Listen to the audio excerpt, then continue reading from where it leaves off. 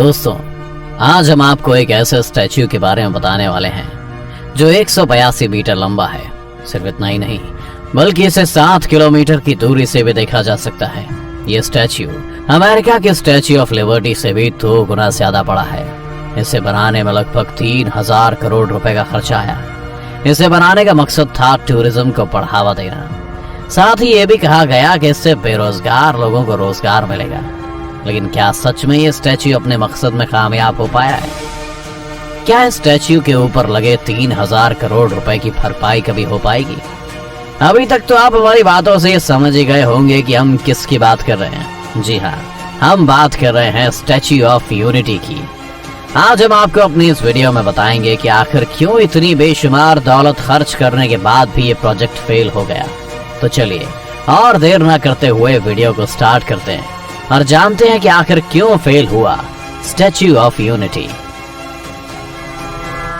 दोस्तों, दुनिया की सबसे बड़ी मूर्ति गुजरात की नर्मदा नदी पर सरदार सरोवर बांध से 3.5 किलोमीटर की दूरी पर बनाई गई है।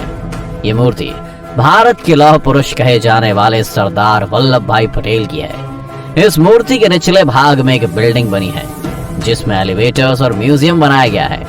इसके साथ ही इस मूर्ति के अंदर लगभग 135 मीटर की ऊंचाई पर, या ये कहें कि सरदार पटेल की छाती तक आने के बाद आपको एक गैलरी बनी हुई दिखाई देगी, जहां से बाहर देखने पर आपको सरदार सरोवर बांध और वहां के आसपास की पहाड़ियों का अच्छा सा नजारा देखने को मिलेगा। इस पूरे स्टैच्यू को बनाने में लगभग 3000 करोड़ रुपए का इस्तेमाल किया गया था। इसके साथ ही सरदार पटेल की इस मूर्ति को बनाने में ही सिर्फ 1350 करोड़ रुपए का खर्च किया गया था। दुनिया की सबसे ऊंची मूर्ति बनाने वाली कंपनी के मुताबिक इस मूर्ति को बनाने में स्टील फ्रेमिंग, सीमेंट, कंक्रीट और तांबे का इस्तेमाल किया गया है। ये स्टैच्यू 180 किलोमीटर प्रति घंटे की रफ्तार से चलने वाली हवा में भी स्थिर खड़ा रह सकता है।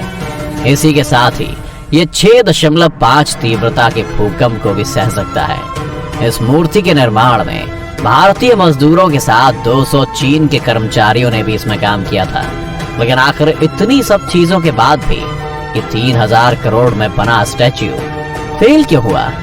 चलिए अब जानते हैं इसके बारे में। अगर हम इस स्टैच्यू के कंपैरिजन की बात करें तो इससे पहले दुनिया का सबसे बड़ा स्टैच्यू चीन में भगवान बुद्ध का बना हुआ है।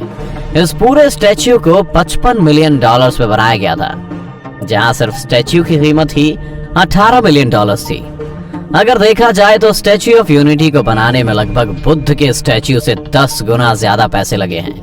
अब कुछ लोग ये कहेंगे कि तो क्या हुआ, स्टैच्यू ऑफ यूनिटी इतने सारे पैसे कुछ ही साल में रिकवर कर लेगा जब लोग यहाँ टूरिस्ट के तौर पर घूमने आएंगे।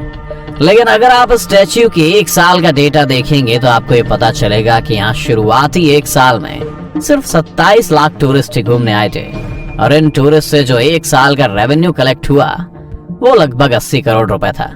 दोस्तों, अगर सरकार 3000 करोड़ रुपए को सेविंग के तौर पर बैंक में रख देती तो शायद वो रुपए इससे भी ज्यादा का रेवेन्यू जनरेट कर लेते। अगर हम साफ साफ तौर पर कहें तो इस स्टैच्यू पर लगे 3000 करोड़ रुपए शायद ही कभी रिकवर हो पाए।